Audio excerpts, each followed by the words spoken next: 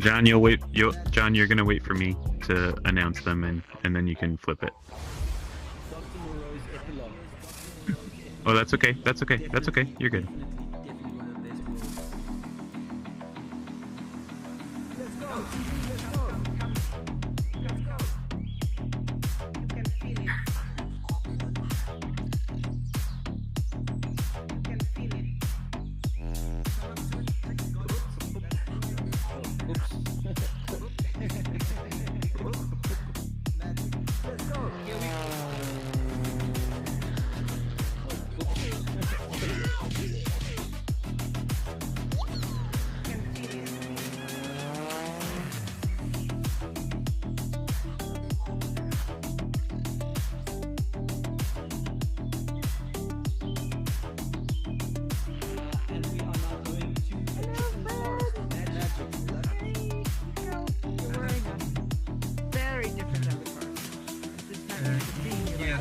That's my human costume. If you want to sit down here, do you want to sit colliders? There's a button down here. Yes, you have to press the button to sit.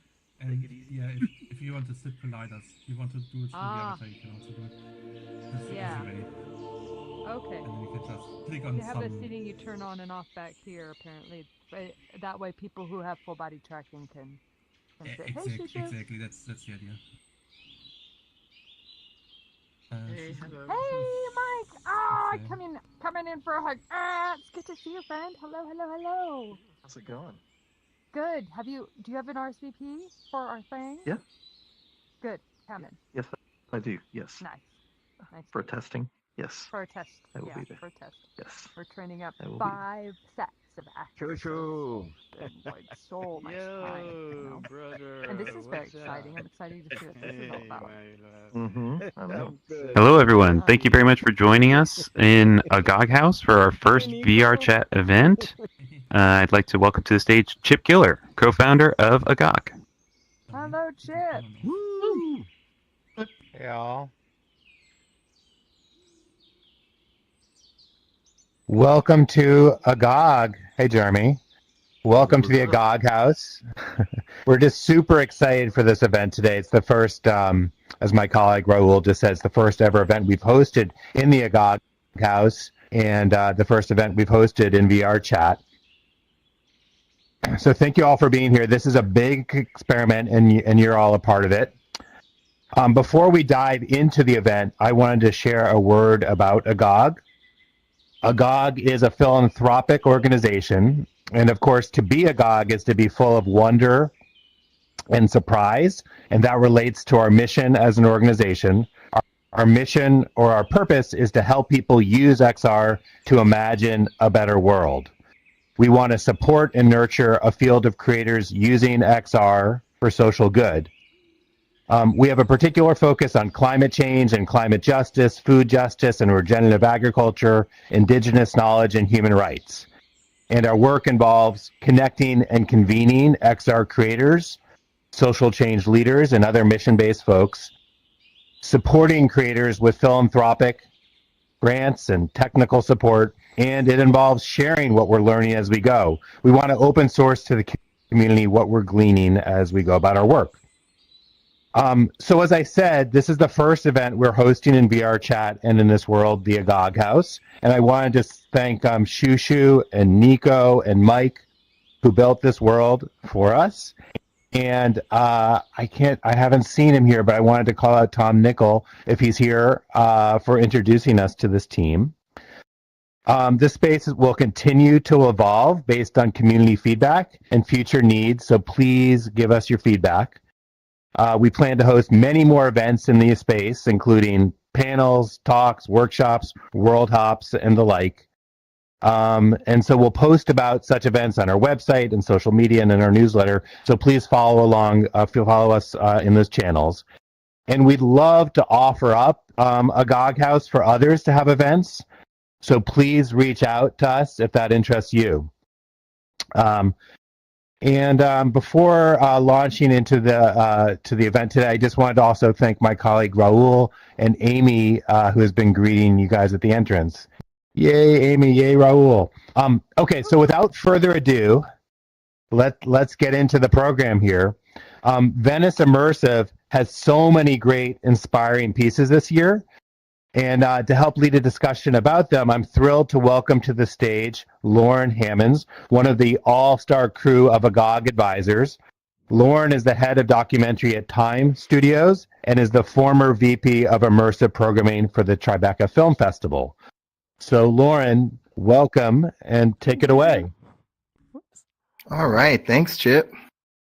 How's everybody doing out there? All right. I'm gonna take a. Can you hear me? Hey. Yes, Can you all hear me? Okay. Yes.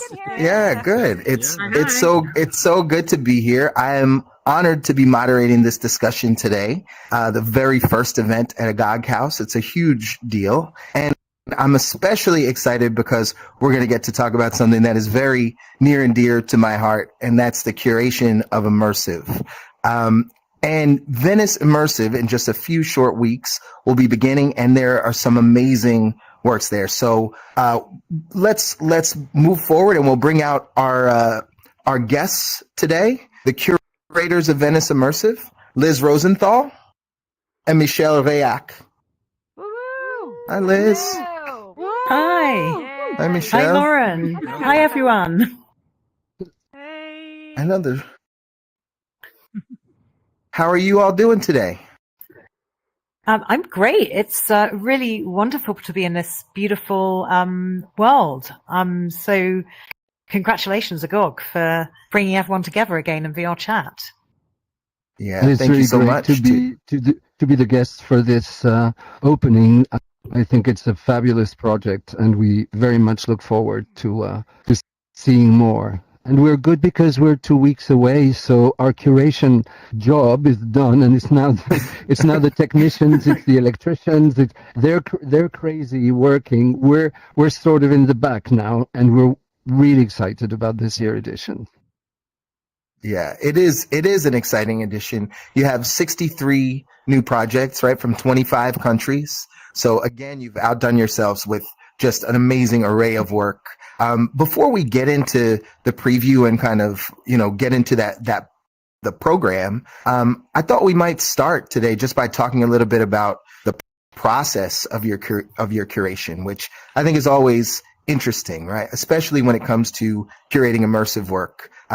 There's a lot that goes into it. There's a lot of complications occasionally with technology and travel, but it's really a joy. And so I wanted to hear, from you, Michelle, and from you, Liz, a little bit about your process this year, how it might have differed, and kind of what it is each year as you approach Venice Immersive. Oh, absolutely. You still here, Michelle? Yes, I'm here. Great. So I'll start then.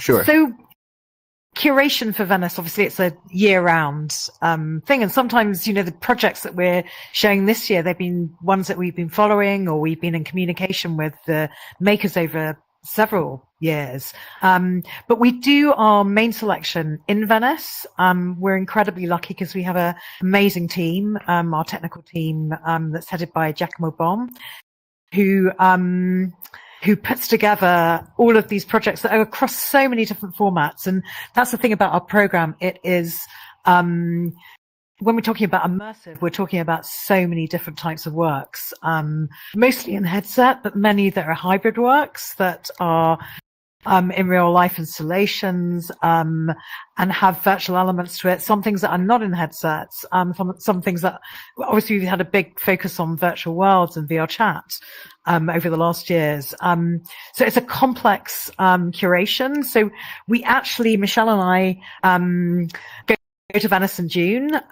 We have a submission process that opens in February, and everything's sort of gathered together. There's a deadline in the end of May, and then Giacomo and his team put together all of the projects, which are in so many different file formats on so many different headsets.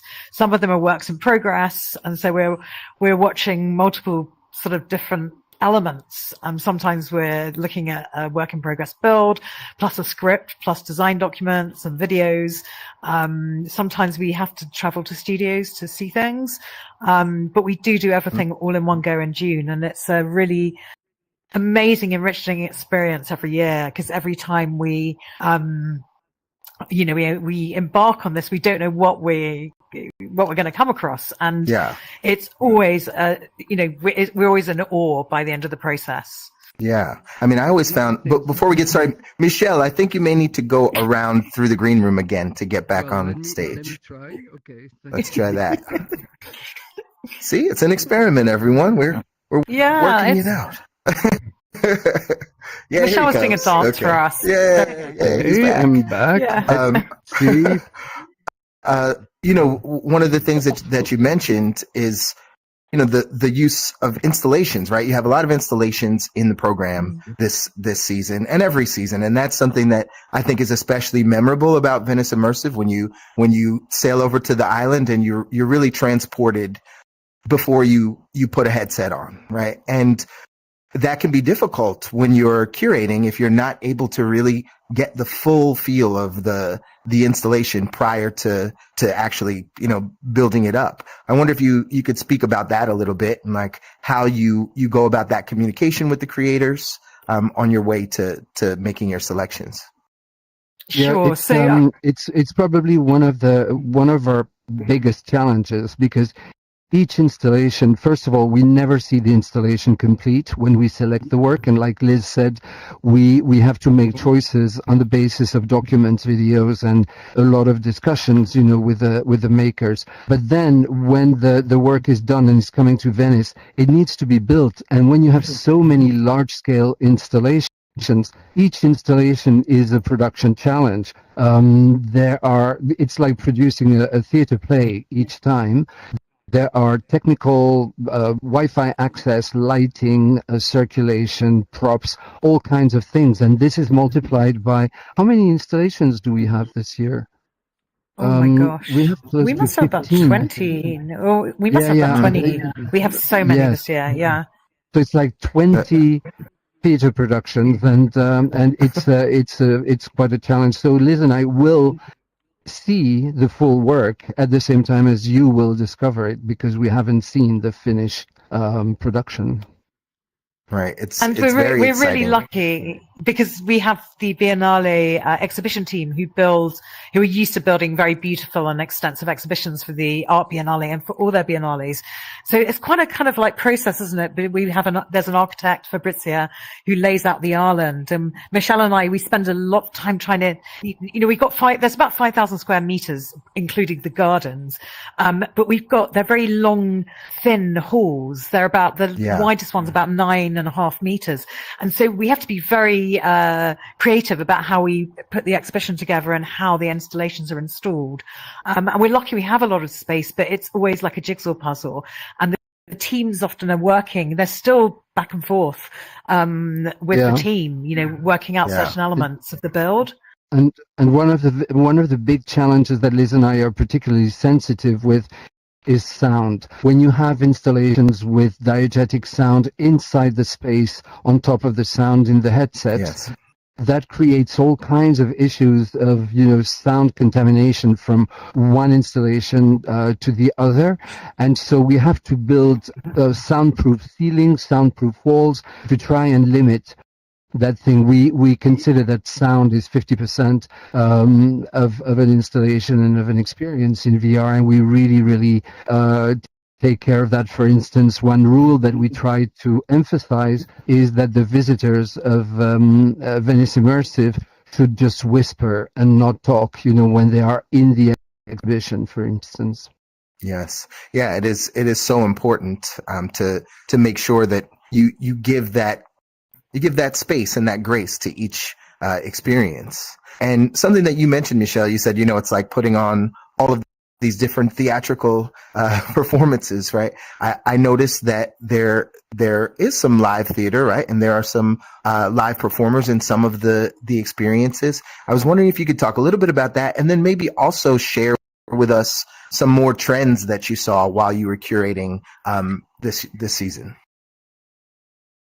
Yeah, so in terms of live performance, we have an amazing project called Symbiosis by Maker Nanotopia, who's a multidisciplinary artist who her big kind of like forte is she makes music with mushrooms, mycelium. And we actually showed a project of hers back in 2021, when we did most of our festival in VR chat, which was a world called Mycelium, where she was, she in her studio in Ontario, she has mycelium who are growing, and she translates the music through a MIDI system. The actual mushroom sounds are coming out, and so this time, she's actually doing this huge installation that's in real life. Installation with the mycelium that are going to be growing in Venice and the installation. And there's also a virtual world component that's actually in a world called Resonite, where there will be people who can view the performance of her playing live with the mycelium. So she's sort of translating the music of the mushrooms, and there'll be people experiencing it in a virtual world in Resonite who'll be traveling through with an EEG headset. So that's one of the live performances. I would say that one of the I saw trends, the Ferryman Collective is coming back as well. Yeah. Yes, and this is Deirdre one is of here. the most. Yeah. Yes, hi Did I see Deirdre. Deirdre? Look at that. Hey, Deirdre. Yeah. Hey. And they're back with an amazing live performance piece inside a world, and they've become such experts at making it a full experience, where, as you know, the boundaries between performers and spectators are blurred, and the sophistication of the narrative is very, very impressive. So we're very, very happy to welcome it back. I was going to say that you were asking about trends. I mean, one of the things that is definitely happening is the number of submissions we received with mixed reality, handled creatively in many, many different ways. So I'm really interested in seeing the reaction of the audience this year to the number of mixed reality pieces that we are going to be showing. One of them, for instance, is Impulse by May Abdallah, and it's the continuation of the work she's doing. Addressing the power of immersive experiences to empathize with disorders, in this case ADHD.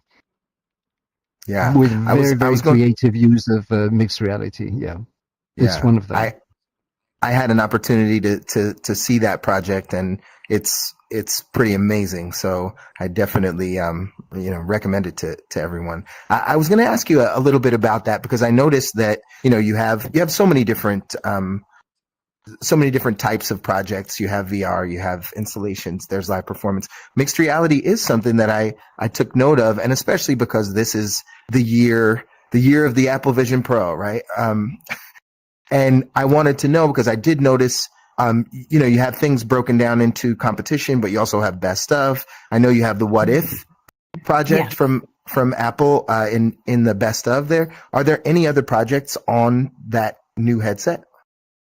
Yes, we've got two other projects that are in the outer competition section, the best of section, that come from a British company called Atlantic. One is a series called Adventure. We're showing the first two episodes. And the second one is Museum Alive, that's narrated by David Attenborough. So I think all three projects, the What If project, Adventure, and Museum Alive, they show all the different sort of possibilities and ways that the Apple Vision Pro is this really amazing new platform for immersive storytelling. Because Adventure is a 180 shot project that shows people doing extraordinary activities. Like the first episode is highlining. It's a woman who walks across wires, on crazy high heights, and this time she's walking across a cliff on a fjord in Norway. In the second episode's about parkour. And then the Museum Alive is a really beautiful way of taking you into the environment of a museum exhibit, but bringing it alive. And it's amazing how you could zoom in and out of this environment and sort of access information and video as well within the spatial environment. What's interesting is at the other end of the technological spectrum, we are seeing amazing 360 videos. You would think that it's something that might fade, and it doesn't. We're seeing incredibly creative works in 360 videos. So we do have a number of just plain 360 videos that are very, very impressive. So I like this idea that while the technology is progressing and offering us opportunities with headsets such as the Apple Vision Pro, and also the use of mixed reality, we still have makers who are breaking new ground in telling stories in 360 videos, and I'm very happy that that's happening. That's still happening. Yeah. I love to hear that. It's very important, right? I think that we had some issues, frankly, right, with 360 video kind of being devalued on certain platforms where you weren't able to actually monetize your work, and you weren't able to necessarily access it in the same way that you could previously. So that's great to hear that you're showcasing 360. I think it's, we're in such a young medium, right? And it continues to evolve, and you continue to see creators really the evolution of the language, right, with the creators, which is really fascinating. So I can't wait to see some of those. Are there any? Was there anything that surprised? Oh, yeah. Please, Michelle. I went off my chair. Yeah, I'd like to say that we've been seeing this now maybe for a couple of years. I would like to mention the poetical dimension of more and more work. It seems that the same way that Céline Damien last year won the grand prize with Songs for a Passerby, which is very, very, very emotional and poetic and an enigmatic piece. We're seeing more and more works that are truly moving, and either through the stories they tell or the techniques they are using. But I'm so happy to see that the medium is really reaching that point where it does move you deeply, and it's no longer a display of technological, virtuosity. It's something that I really love, and I think that we have several pieces this year that achieve incredible emotional impact. That's amazing. And that actually brings us to something else I wanted to talk about. Obviously, we're here in a GOG house, and a GOG is focused on projects that are impactful, usually socially impactful. Can you highlight a couple of the projects in this year's program that have social impact at their core or as an intention? Sure. I mean, Michelle already mentioned Impulse, which is May and Barry's project that's part of a whole series about looking at people's realities who've been diagnosed with various mental health conditions.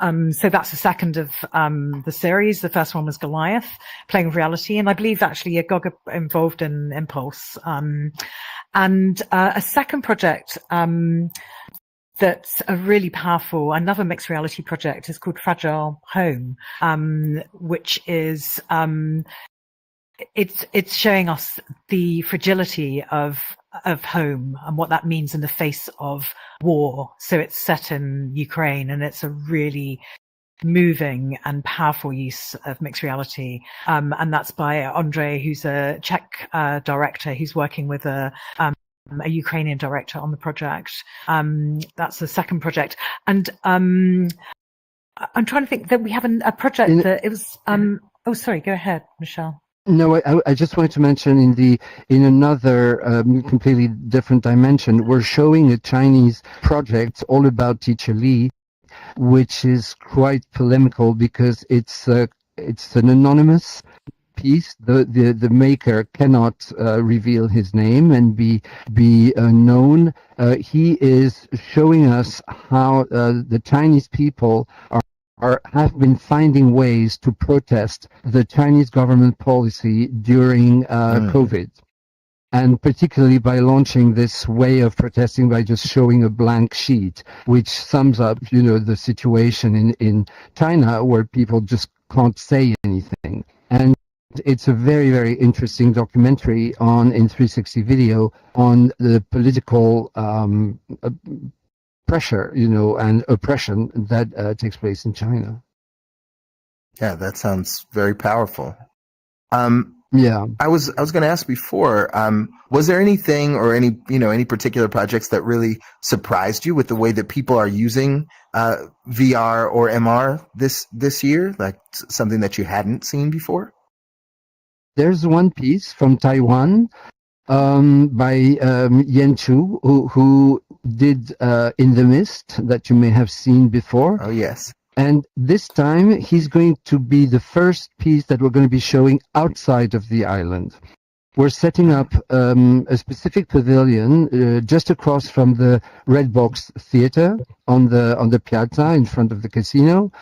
And in this pavilion, 32 users will be invited to sit, put on the headset, and they will be placed in 4 rows, and they will be facing the outside of the pavilion, where a lot of people that have no accreditations and very often nothing to do with the festival, they're just walking by, and they will be watching these 32 spectators who are performing actually a choreography just by the fact that in the headset they will be asked to just follow a light ball, and the light ball will go in all directions, and so the movement of their heads is going to be fully synchronized in a choreography of heads with a dancer sort of conducting them. And so the show is not so much for the people who are inside the headset, but it's the people from outside watching the spectators perform. Right. So in the headset, you become the performer. That's very clever. Just by following a light ball. That sounds very, very cool. And then we have another project. Oh, sorry. No, please. We have another project from Korea by a maker called Chuck Che, who won one of our awards back in 2018 with Buddy VR, and he's made a project that's incredibly complex. Where there's an audience member who's in VR. There's an audience who are watching a 2D film, and the VR user, the way he's journeying through the story, it's a kind of sci-fi, kind of like, murder story that's set in, the future, but they go back in the past, and the person in VR, what they do affects what the people see on the flat screen. Film in real time. Wow. And there's also sort of there's an AI actor who would be interacting with the audience as well. So it's a real example of real-time transmedia project. Mm-hmm. Are there any other instances of AI in the program? I think there's probably use of AI probably as a workflow tool. Yes, in the making of the pieces, but not so much as on the forefront as an end dynamic. Yeah, I can't say that we have this. Because we didn't. I mean, last year we showed Tupelmancer, which was a really interesting, real-time text to VR. Yes. Work that's generated in real time, but it's kind of, I think AI is, an incredibly powerful force at the moment in our lives, but it's kind of essentially a really powerful workflow tool. And Tupelmancer was a really great example of something. Yeah, absolutely. And it's really exciting for us when we see something that is a new form of expression, in terms of format. And I think for us this year, Chuck's piece was the one that stood out as something really unique and really sort of pushing the boundaries of how you could use this. But it's also combining VR and flat screen work and enabling that. Yeah. Just going back to the subject of kind of trends or kind of things that we can spot in the program. I noticed just going through, there are a lot of newcomers. I noticed that you have some returning artists. You've already mentioned Chuck and Ferryman Collective, among others, May Abdallah. Are there any other people that are returning this year? I think Mathieu Pradat has a piece as well. I remember seeing the roaming a few years ago at Immersive. Yeah, a very big installation that he produced and co-created in Taiwan. And it's there again. It's almost a non-narrative piece. It's all about intuition and feelings of trying to come together in a very, very large space. And yes, so he was with us. But who else do we have who would be returning? Well, Elisa Knit is back in the best of section. With Astra. But we do want. I mean, this is a conscious strategy for Liz and I to not prioritize the obvious creators only. Yes. And part of our work is year round scouting and talking to people and finding new talent. We think it's tremendously important to show new work by new artists. I mean, if I remember 2 years ago when we first showed the work by Craig Quintero, All That Remains, and this year we're showing the last part of his triptych. He's in a residency now at the Phi Center, producing his next step in immersive storytelling. And Craig came out of nowhere. He just sent us his piece in such a modest and humble way. We had never heard of him before, and we saw the piece and loved it. And since then, Craig has taken off and is one of the major voices of immersive today. So it's very important for us. This discovery is so important. Absolutely. I think, obviously one of our key focuses is the world builders and the work that happens on this platform. And we, every year since we've focused on worlds and VR chat since 2020 in the pandemic, we find it's a platform where we see the most extraordinary work. And there are, obviously a lot of for example, Shushu and Nico, they have projects who've designed this world. They have beautiful projects in selection. And there are so many new world builders that we've come across. And I think that's the beauty about this platform. It's an amazing platform of experimentation. And we love our VR chat part of our selection, and we've got to thank Mike or Manglebird, who's helped produce this world. He's somewhere here because he does an amazing job. Of doing a long list for us of worlds that he's discovered over the year.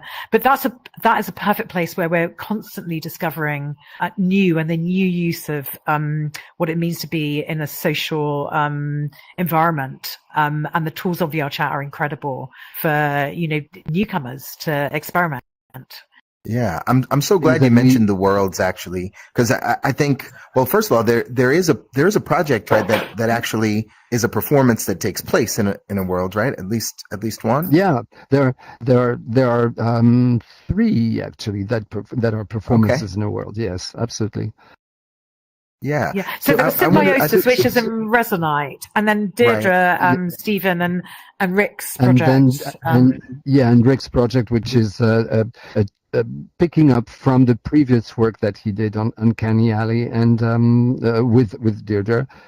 But we Finns is one of the masters in world building. He's now the resident world builder at VR Chat, and he's going to premiere a world that he's been working on for at least a couple years. Absolutely spectacular. There aren't performers, but the performance behavior is key, as always, in these worlds. One of the things also that I find interesting in looking very closely at what happens in VR chat is also the mode of production, the model of production, because as you know, most people who build worlds in VR chat do it as a hobby, as a game. They don't raise money for it. There's no money to be made with them for the moment. But while they're doing this and exploring this with incredible support of their community, they are inventing a new way of producing work. When VR chat will be ready to really move in the direction of a system that will generate income within the platform, that's going to be a game changer, I think, for the way experiences are produced. Yeah. And so we like to look at that. Yeah, I love that. I mean, I think it's one of the things that I love so much about coming to Venice is that of course the curation, right, but also just the convening of like-minded individuals who are looking for ways to push the medium forward and looking for ways to actually make this a sustainable business and a sustainable medium. I know in the past you've done think tanks, and last year you had a think tank on distribution. Can you talk a little bit about the and I know the think tank is invite only, but I think it's important for everyone to know what the topic is this year. Can you tell us what you're Sure. going to be brainstorming on? So last year we did our first think tank that was around distribution, and I think we're really following on from the conclusions of that think tank that we're going to be focusing in on the location-based market, so venue-based work for immersive, how people are, how that is developing, because there are some key projects which are doing really well and are touring globally. So these big sort of immersive exhibitions like Felix and Paul's The Infinite, Yes. which was a collaboration with the Phi Center, and Immersive's work, so the French company who've done projects like Athènes and Notre Dame, Chaos, and a project we're showing actually in Venice this year, in Soir avec les Impressionnistes, which is their latest piece which is at Musée d'Orsay in Paris at the moment. But we're really realizing, distribution is so difficult for immersive pieces. It's really key that the whole ecosystem is working. And in terms of attracting investment into new work, it's really important that that part of the ecosystem is healthy, or no one's going to carry on investing into projects if they go no further than festivals. So the discussion is bringing together key exhibitors, distributors, and producers and funders to discuss where we stand today, looking at the challenges, and looking, really in the 2 hours that we hold the think tank, that we strategize for solutions moving forward. So it's quite an operation. We have about 25 people will probably join the discussion, and we have who actually join the discussion, and then we have some observers in the audience, and we do a very detailed questionnaire we send out before, and the results of the questionnaire are what are the meat of the discussion, and then there will be a report that is published afterwards. So I think it's really important. It is closed. People feel freer to discuss when they're not in a big room. And last year we published a report. You can find it on the website, and a lot of people have used it for their strategy within their funds or their companies. And we'll be doing the same this year. We'll publish the discussion. Yeah, I mean, I love that. Sorry, just to add to what Liz described, one of the reasons why we consider doing this think tank as a part of our curatorial work is because we feel that the career, the life of a piece starts in a festival like Venice Immersive, but it's the start. We're a launch pad, and in order to facilitate the next step, into the market, we think that it's important that we do our part in understanding where we stand with the community, with the industry, and facilitate the awareness of our small industry on how to strategize, how to take the next step, how to facilitate the building of a market.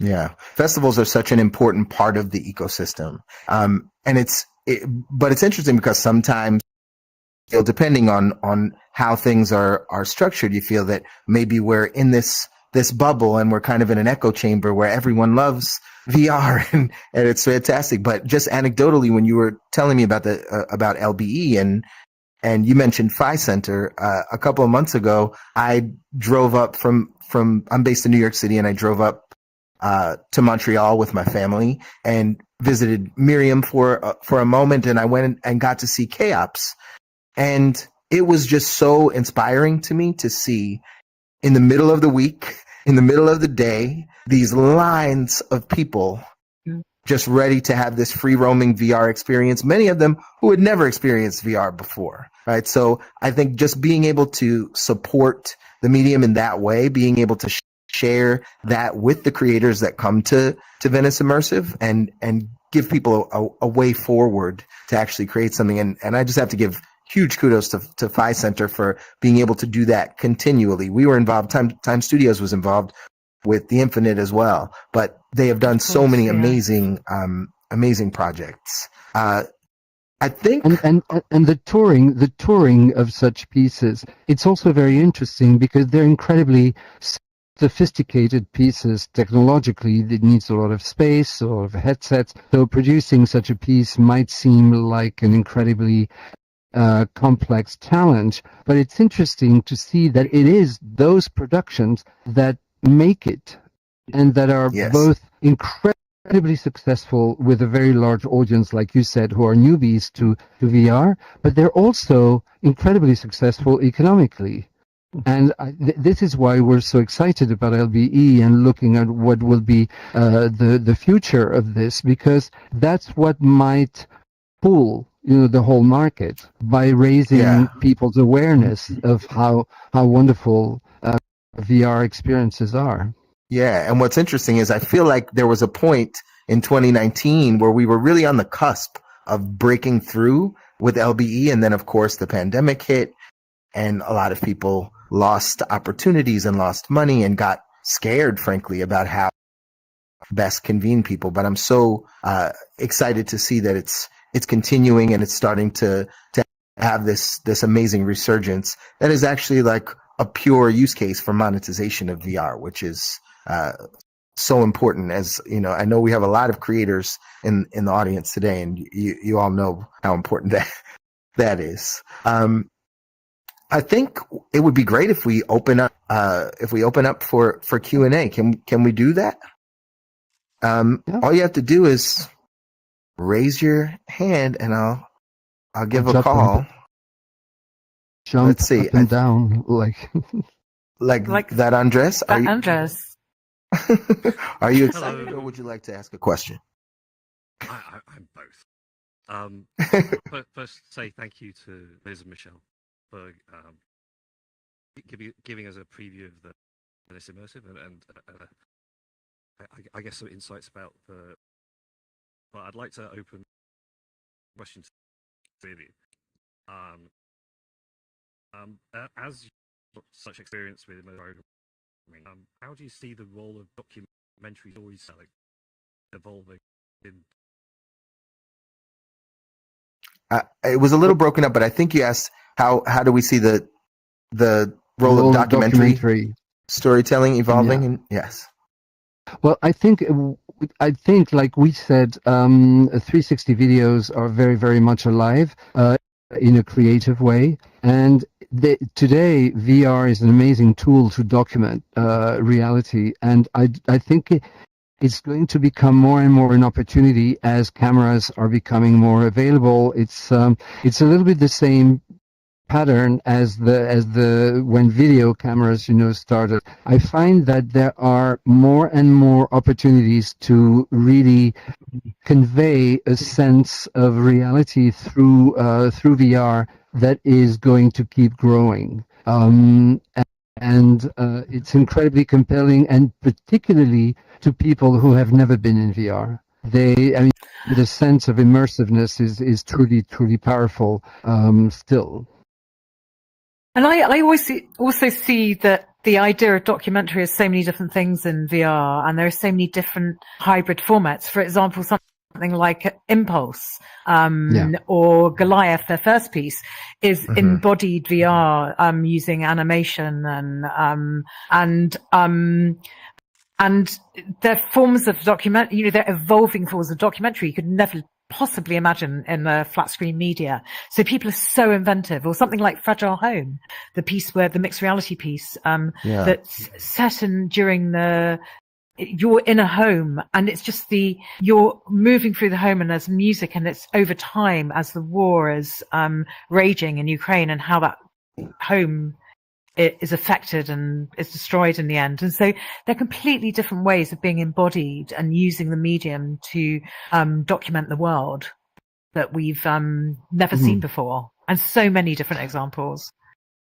But I'm thinking of another piece called Mammary Mountain about breast cancer. Is an incredible way of immersing you in what it means for someone to go through the process of treating, a breast cancer. And it's done in a spectacular way, but the end result is documentary in the sense that it will have created that incredible empathy with those people who go through the process.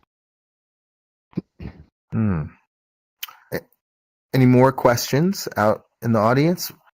Raise it up high. Yes, Amy. Can you hear me? Yeah. Yes. There's a question from the YouTube stream from Mitch Turnbull, who wants to hear more about 360 selections and capture techniques of them. Can you elaborate a little bit more on the 360? More about the program? Yeah, go ahead. Yeah. We can run through some of the titles. One of the titles that's really spectacular is called Champ de Bataille, and it's a live action that's set during 1916 in the trenches in Verdun, and it's a project on paper that I would go, ooh, is that going to work? And it's a really transcendent piece that sets you in the trenches. It's got very limited dialogue. It's incredibly well shot and transcendent. It's quite spectacular. Trying to think if there's another piece that's a collaboration with a Lithuanian artist. It's 360, and I don't know if Mitch is asking about live action filming. I think she probably is.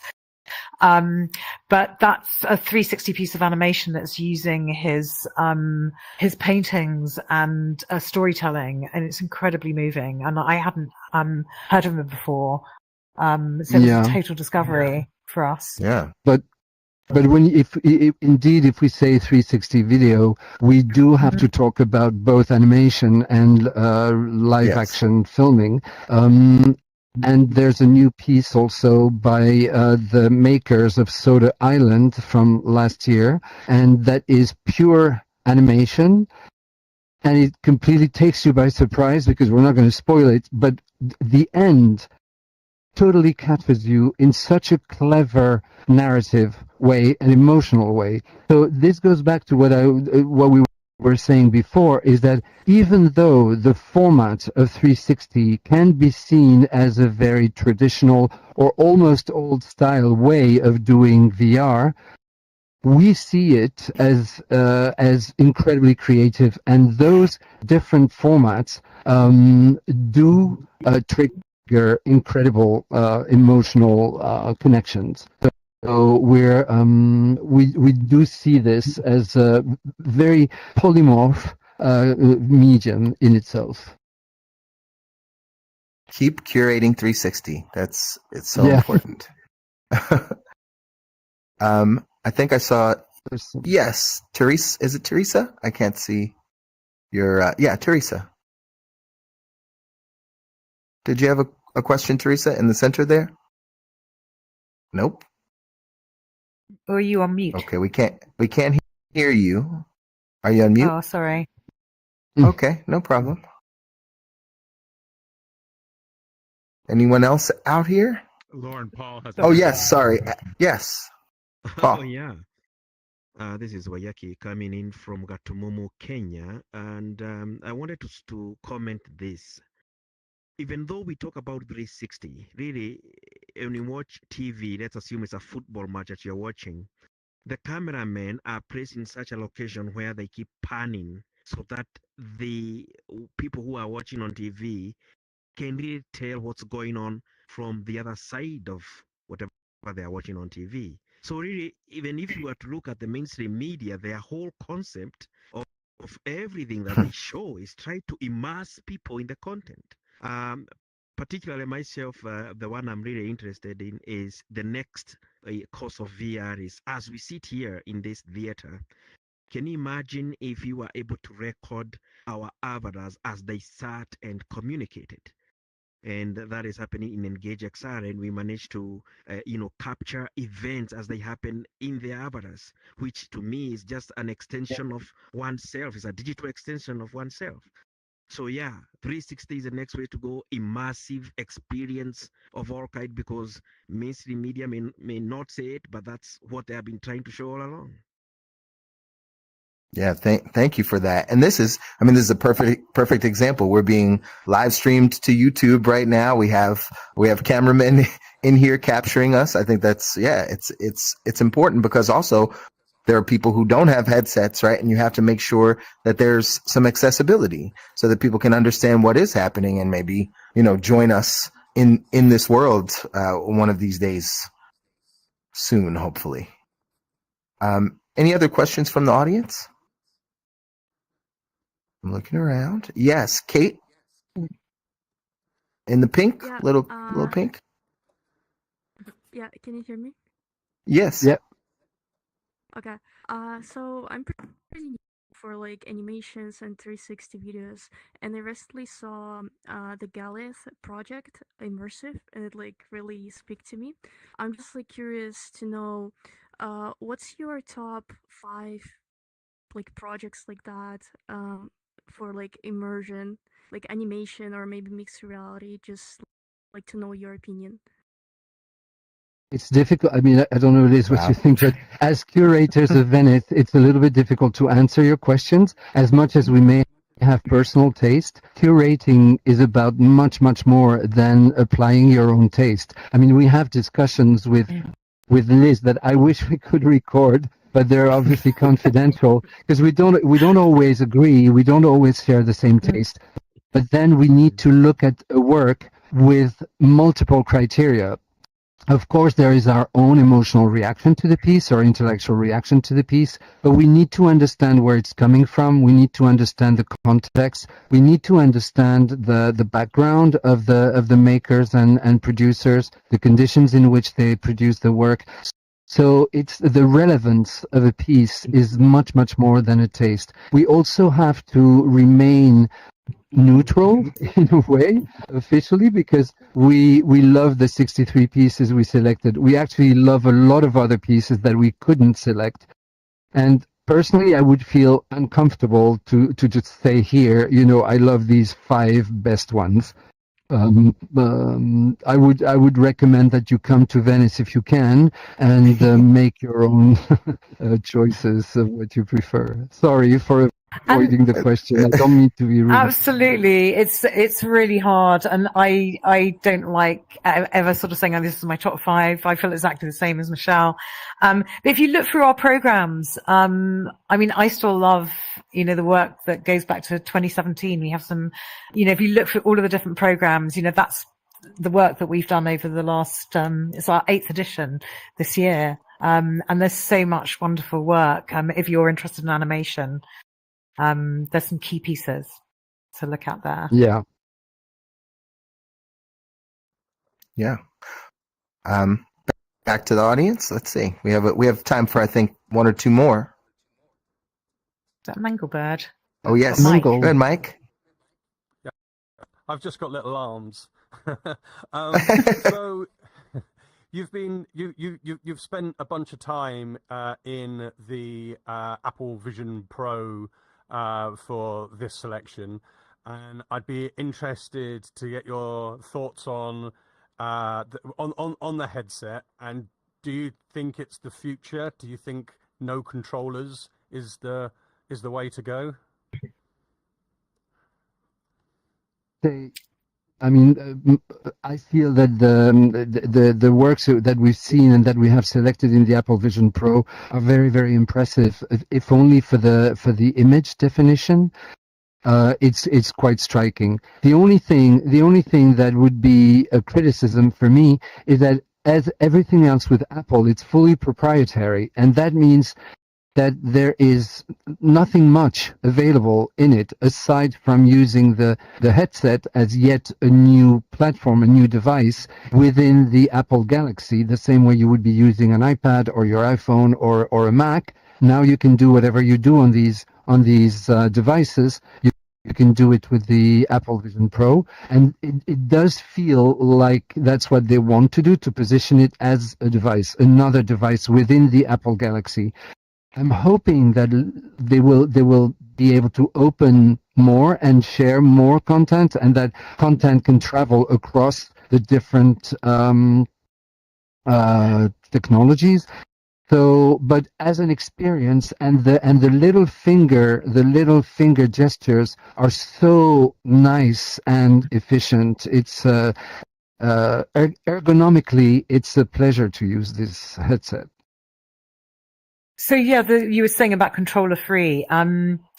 Yes, it's incredibly intuitive, and we know how difficult it is sometimes to onboard people who are new to VR. You know, even for people to learn how to use VR chat. You know, to come into this platform. It's always the interface is really, really difficult. So I'm super impressed by its usability, but of course, you know, it's not accessible in any way to people due to its price.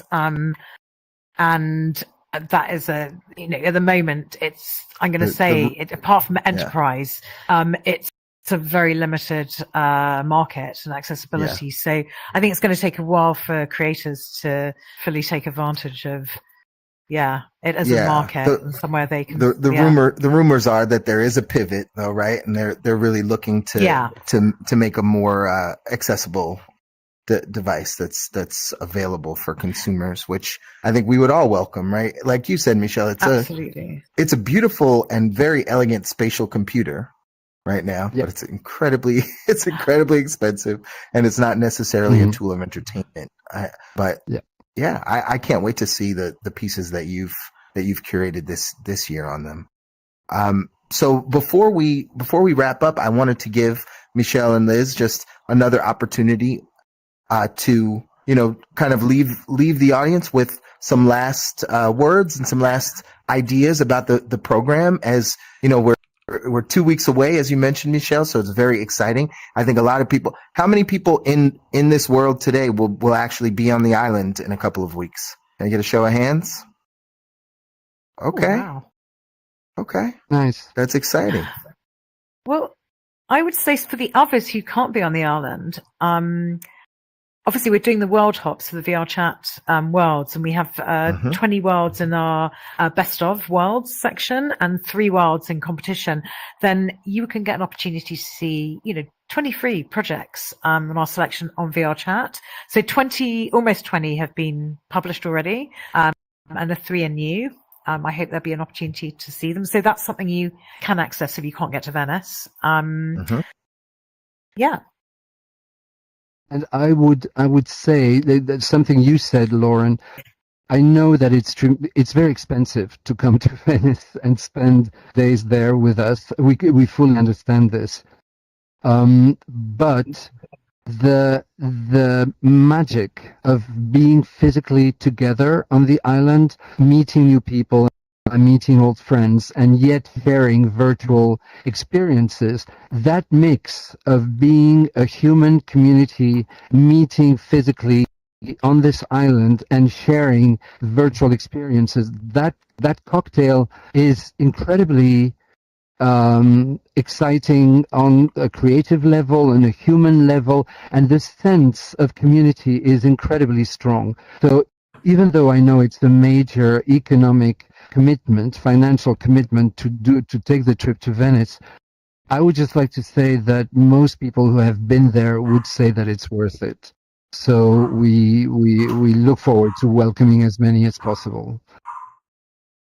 Yeah. On that note, thank you so much for sharing Thank you. all of this amazing information about your curation and about the program. And I'm so excited for you, and I'm excited for everyone that's going to get an opportunity to see some of this work. And please have an Aperol Spritz for me. We will. Thanks everyone for showing up to this first event in a GOG house. And Thank you so much. Thank you so much to Chip Thank and you. to Amy and to Raul and Thank to you. Mike. Yeah, thank you. Thank you. All right. Hey. I'm going to. So much Is that Sarah's dog? Yes, this is my